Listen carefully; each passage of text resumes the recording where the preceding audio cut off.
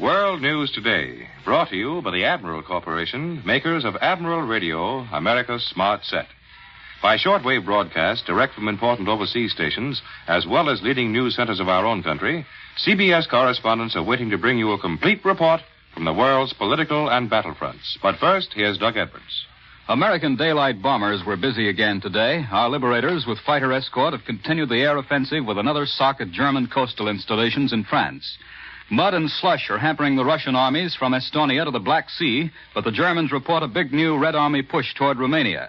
A dispatch from Turkey says the Germans have begun another general offensive against the Yugoslav partisans, and in the Pacific, American troops on Los Negros and the Admiralties have killed 3,000 Japanese in one of the fiercest battles of the war. Now, news of the fighting in Italy and an interview with a flyer from Detroit. Admiral Radio takes you to Naples. John Daly reporting.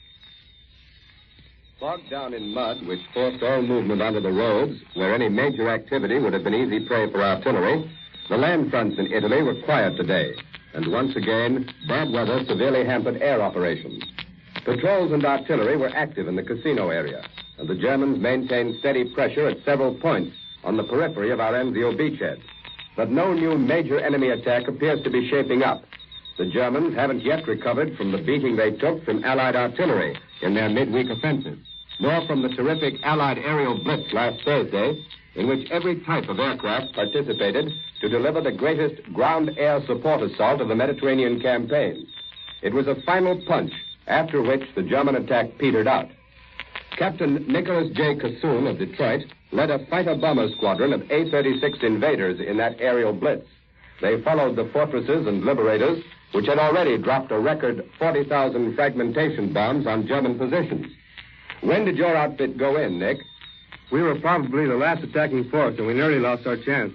Our target was a wood southwest of Cisterna, about 500 yards ahead of our own lines, where German tanks and infantry were hiding out. When we got over Anzio, the whole target area was shut out by overcast.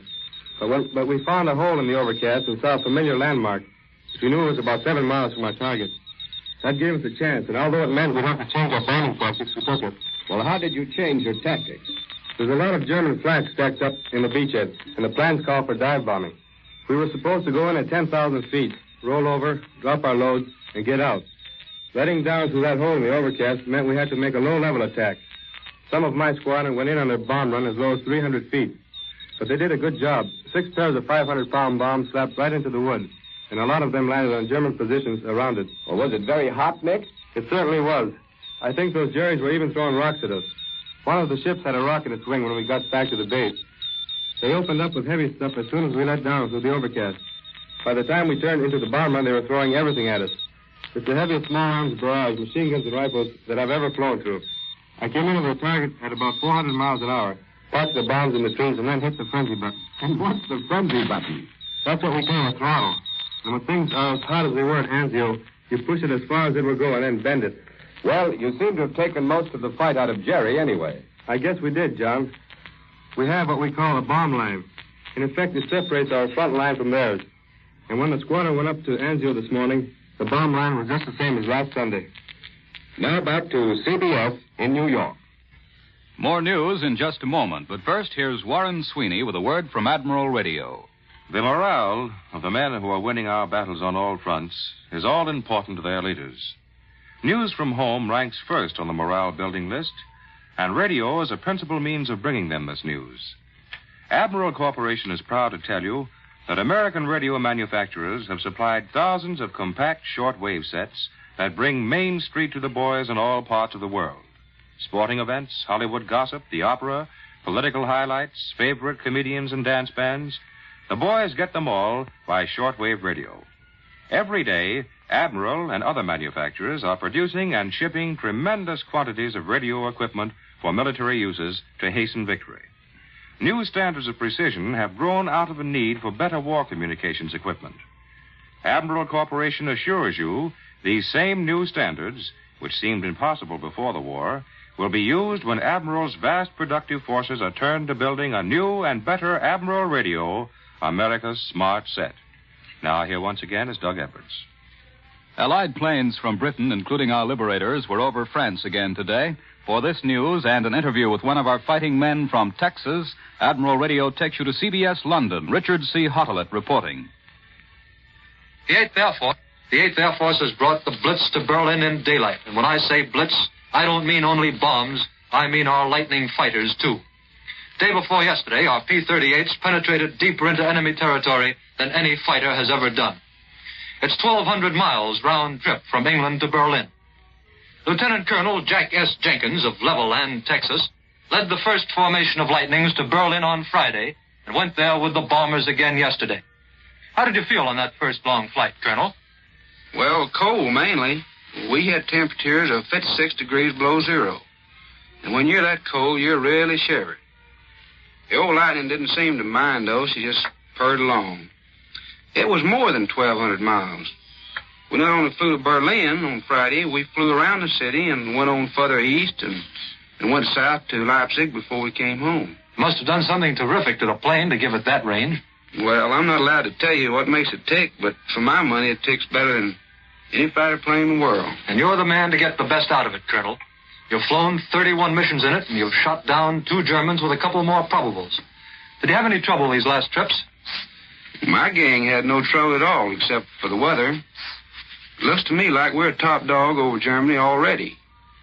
We still get trouble, sure, but our fighters can go pretty nearly anywhere they want.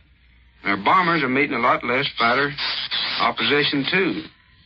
You know, we sit around that station now and then and talk about old times, 3 or 4 months ago. Like the Bremen show last November when we got hit by 300 Jerry fighters. That was a bad dream. Now it's a milk run. And when Bremen gets to be a milk run in 3 months, that's pretty good. What's the reason? There's one main reason. Our bombers and the RAF are hitting the German aircraft industry so hard and so fast that they just don't have the planes to put up anymore. You watch and see. It won't be long before our losses to enemy fighters level out at a figure even lower than it is now. I'm not surprised. I've seen the beating their factories take. You should have seen the Gotha fighter plant that we bombed last week or so ago. Down below were the buildings and about 100 planes in the dispersal area. And our bombs hit. Wham! In a couple of minutes, and when the smoke had blown away, there was nothing there. That was precision pinpoint bombing. Gotha was a plant like Lockheed. It was wiped out. You know, there have been a lot of communiques in this war that said one objective or another had been destroyed or annihilated or something, but you never seem to see any direct practical results. Now, flying over Germany, we see the direct results of our air offensive, and that's the payoff. Thank you, Colonel Jack S. Jenkins. I return you now to New York. And now for news on the home front, Admiral Radio takes you to CBS Washington. Don Pryor reporting. Senator Truman's committee has issued its 3rd annual report on the nation's war production. The committee says that American industry has passed its most crucial test and from now on can afford to concentrate on high quality in the production of specialized items like landing craft. More civilian production is in sight, and the report says the emphasis should be on farm machinery. The Truman Committee also reports it also takes a crack at proposed national service legislation, maintaining that problems of manpower are much too difficult and complex to be solved by mere draft of workers. There's no late news here from Argentina, since Acting Secretary of State Stettinius yesterday accused that country of still being a base for Axis espionage. The charges made by Stettinius have the effect of leaving it up to President Farrell to prove that his new regime isn't Axis-inspired. Representative Robertson of the Ways and Means Committee indicated today that it may be several months before simplification of tax returns will be possible. And the Agriculture Department says next month's meat supply will be smaller than it is now. I return you now to Admiral Radio in New York. The Red Army today is meeting more opposition from the weather than from German troops. A great thaw has turned the battlefields from the Gulf of Finland to the Black Sea into a deep, sticky mud, and slushy swamps and streams are impeding the advance of the Russian troops. The German High Command reports, however, that the Soviets have broken the enemy lines in the Sheptikov sector in a new push toward Romania. The Russians are said to have attacked with superior infantry and tank units. Now for a summary of the situation on the Russian front, here is Columbia's military analyst, Major George Fielding Elliott. As Mr. Edwards has just told you, the Germans admit that the Russians have broken into the German front in the Shepetovka area. This is on the south face of the long, thin Russian salient, which thrusts out into the southeastern corner of Old Poland, with the Pripyat marshes north of it and the German southern armies on the other side. The tip of this salient has for some time been holding the important railway junctions of Rovno and Lutsk.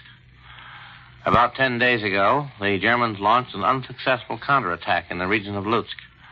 This attack appeared to be made in wholly insufficient strength. It was sharply beaten back. The situation was one made to order for a German counterblow. Whenever the Russians have in the past effected such a deep, narrow penetration, the Germans have struck viciously at the flanks of the salient and often have succeeded in reducing it. There is the greatest need for the Germans to do something of the sort in the case under discussion, for it seems impossible for them to reconstitute any sort of consolidated defensive front in Russia unless they can reestablish easy communications between their central and southern sectors. Such communications are now interrupted by this Russian penetration. Yet, when they do strike, they strike a weak and ineffective blow.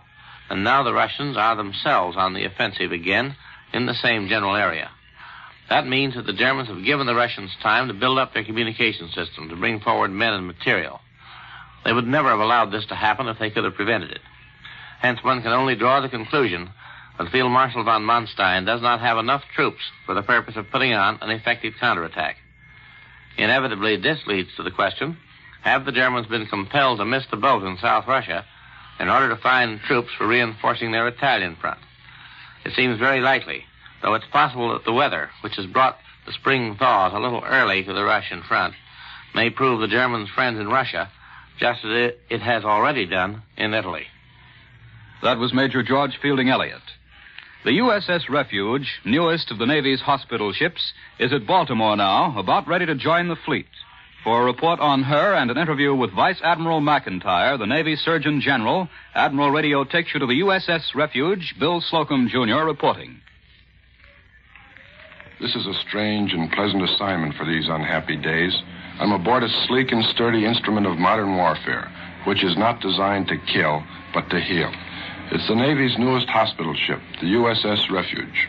The Navy is very proud of this seagoing hospital, and proudest of the new ship is Vice Admiral Ross T. McIntyre, who, as Surgeon General of the United States Navy, is charged with the medical care received by all our seagoing fighting men and the Commander-in-Chief at the White House.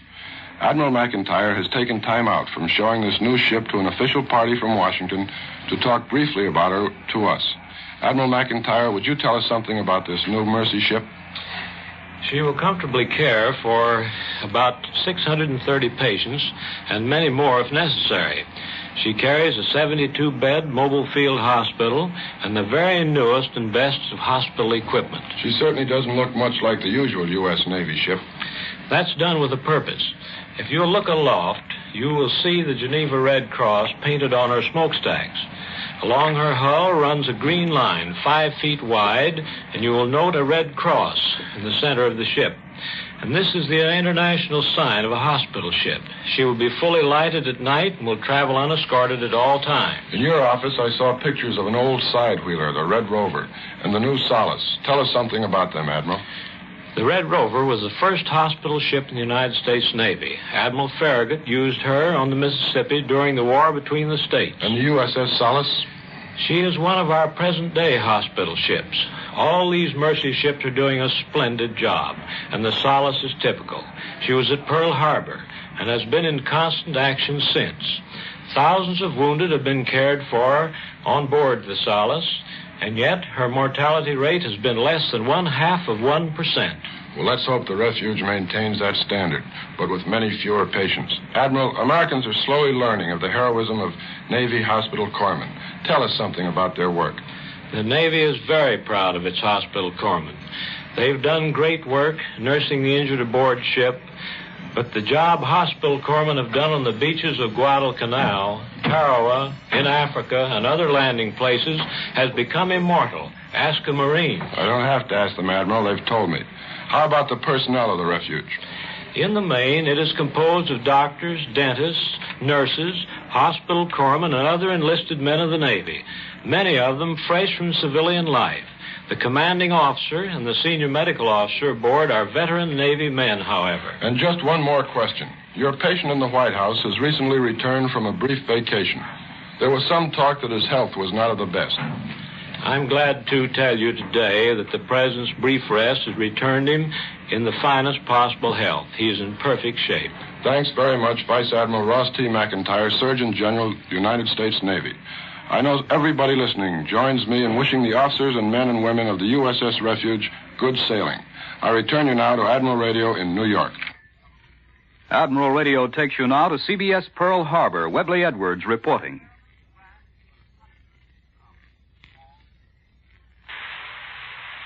Among the carrier forces that attacked Truk and the Marianas was Air Group 9, one of the hottest of them, and a veteran outfit.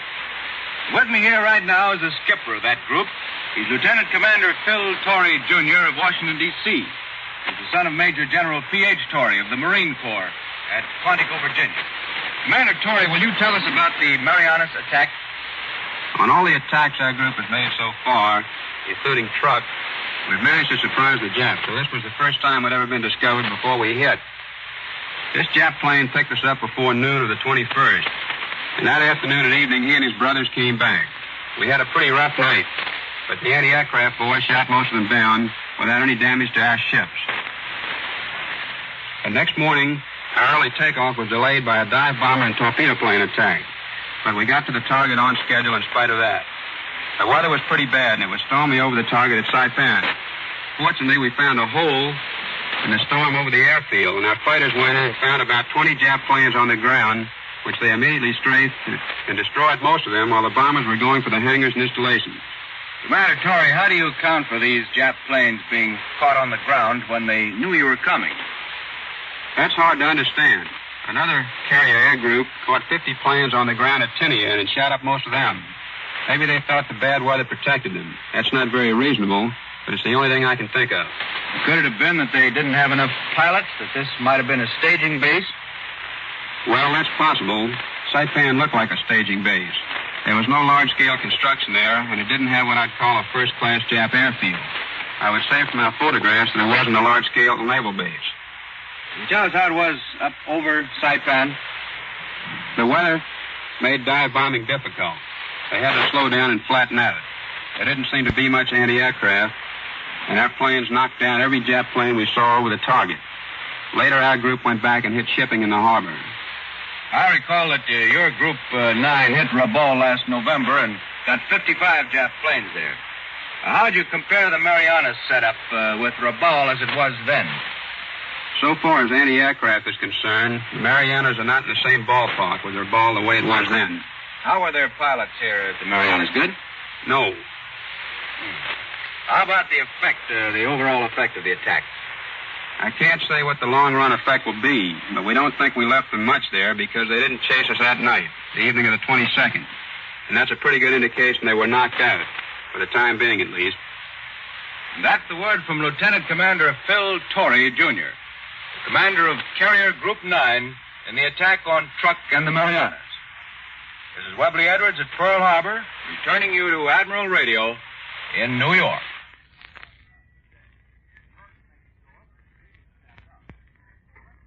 And now for another interview with a Marine sergeant who saw 22 months of action in the South Pacific. Admiral Radio takes you to CBS Washington. Don Pryor reporting.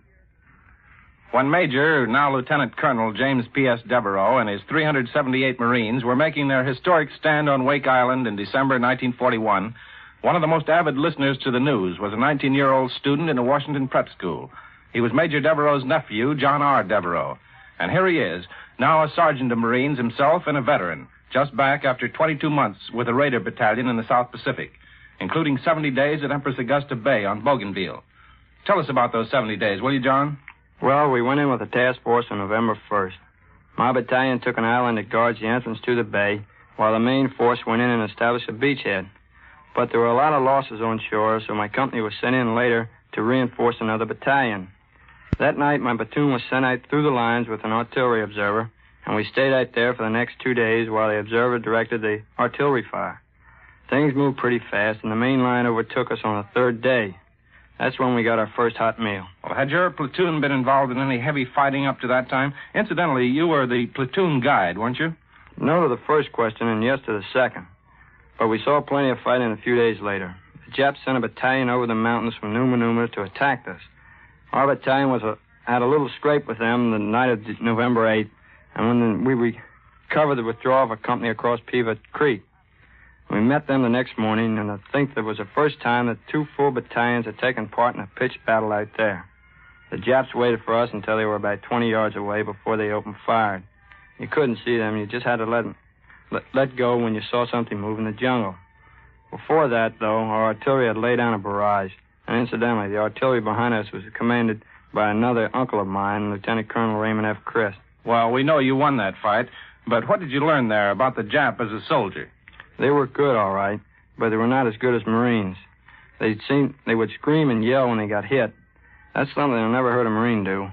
They seemed to be downright scared. One time I saw a Jap officer get behind his men and try to drive them with his sword. A buddy of mine in charge of a machine gun got them all. In fact, he must have killed at least 30 of them that day. Was that your biggest fight, John? It was the hottest by far, but a couple of weeks later, the Japs sent a whole regiment up from Buka. But they were almost completely wiped out by artillery. That was the heaviest barrage I've ever seen. I was told later that our guns had fired 7,000 rounds in 20 minutes. We found 1,000 dead Japs, and most of the rest of them were dazed. Well, how about the morale of our boys out there, John? They don't like that word, for one thing. They're all right, and they don't want any sympathy. They would like to get more and straighter news. I had the impression that the whole country was tied up by strikes, that nobody would get any gasoline or much of anything else. Well, I wish we had time for more detail, but I want to add that in addition to Uncle Jimmy, who defended Wake, and Lieutenant Colonel Christ, who backed up John's battalion at Bougainville, John has a third uncle and 2 cousins in the Marines and 2 younger brothers who are now Naval Air Cadets and plan to join the Marines. The Devereaux are like that. I return you to Admiral Radio in New York. Once again, here is Warren Sweeney with a word from Admiral Radio.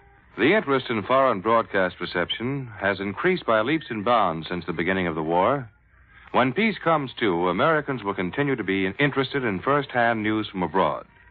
Proud owners of Admiral radios have been especially fortunate because their sets have Magna Band tuning, an exclusive Admiral engineering feature. Admiral's Magna Band is a separate circuit built right into the chassis, which separates every foreign station and enables the listener to tune each of them at its top performance. It makes both the logging and relocation of any foreign station easy and quick.